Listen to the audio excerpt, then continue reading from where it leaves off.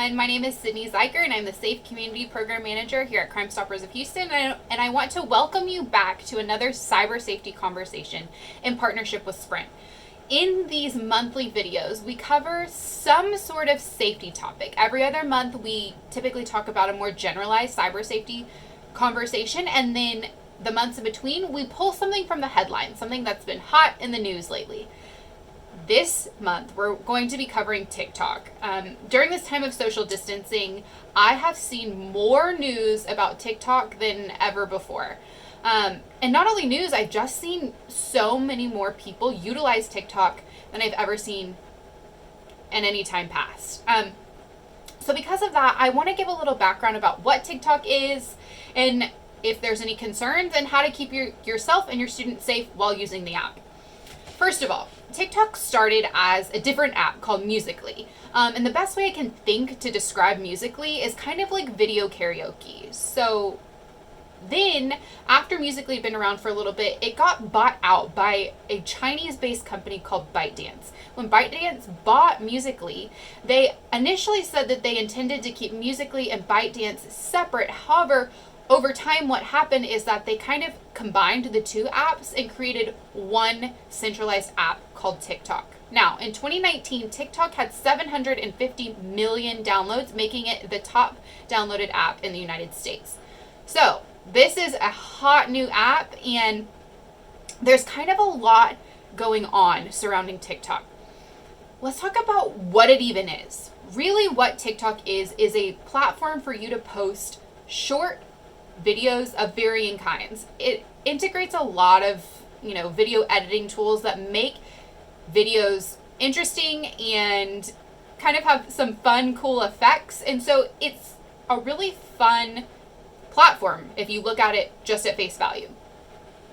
What I'm seeing right now is still about 50% of the videos posted on TikTok are dance videos. However, I'm starting to see a lot of challenges of various kinds, which I think sometimes when we think challenge, we think of some of the really deadly online challenges that are out there, which of course could stem from a lot of these things, but I want to use challenge as a little bit more of a generalized word for the purposes of TikTok.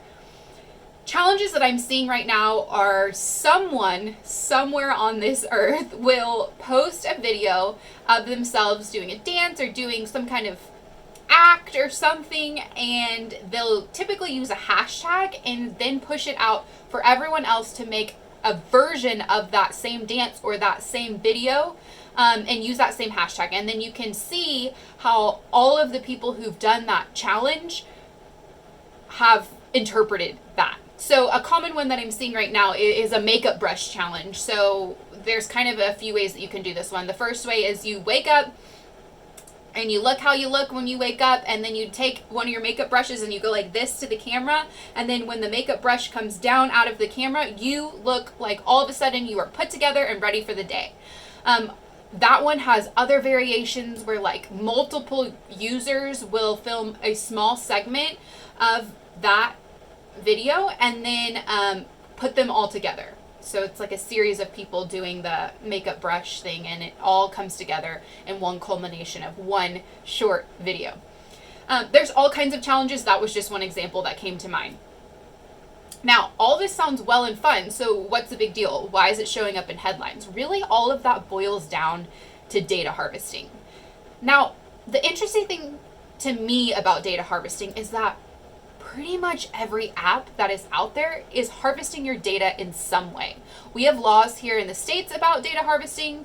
Other countries have other laws. And so really what we need to know is anytime you sign up to use an app, there's that big long list of terms and conditions that pops up. And generally what it says is that everything you do on that app is saved by that company and owned by that company. Companies, especially American apps, let's talk about those first because that's, kind of what we know most about.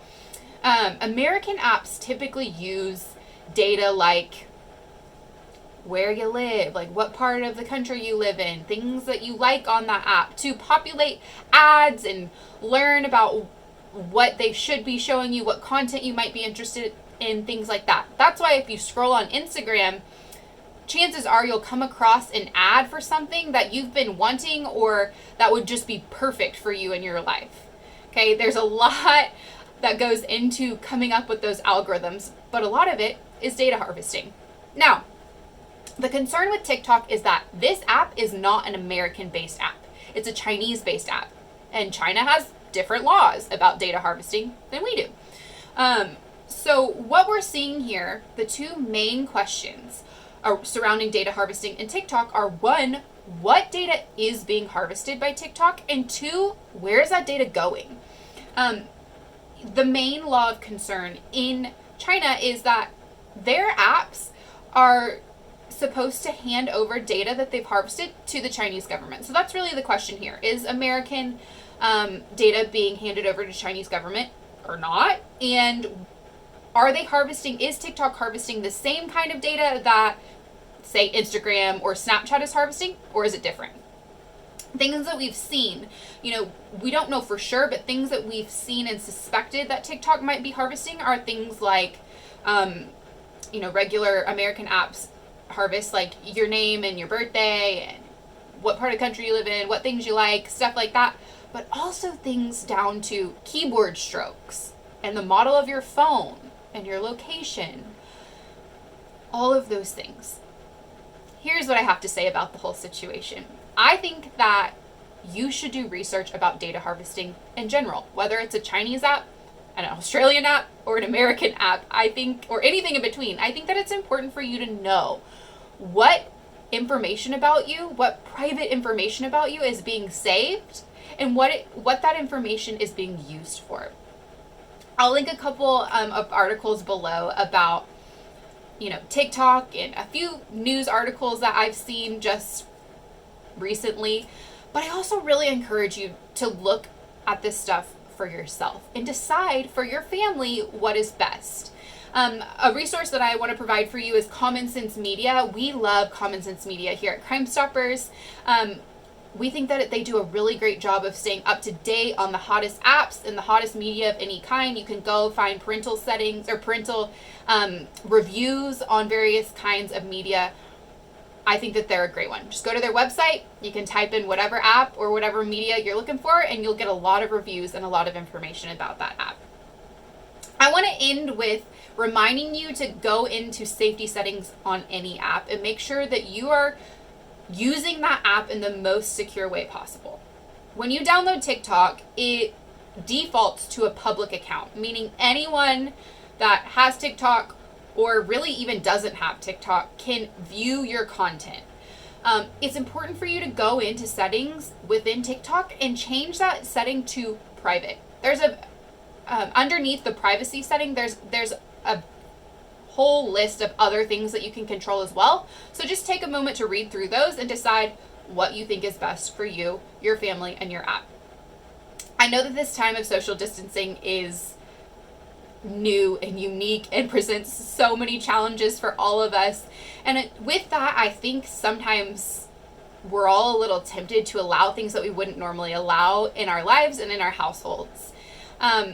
Please, now more than ever, make sure that you're reading up on the technology that you're using and all that you're allowing in your household. And if you're looking for something to do, please join us for one of our virtual safety presentations that we provide every single day. You can go to our website, crime-stoppers.org, and look through our calendar of events. We have presentations on all kinds of safety topics, from cyber safety, if you want to learn more about how to protect yourself and your family online. We offer those, to animal safety and domestic violence, teen dating violence, human trafficking. We even did one a couple weeks ago about soul care and the importance of paying attention to your mental health. I hope that this video was helpful, and truly, truly, now more than ever, I hope that you do your homework on how to stay safe online. See you soon, guys. Bye.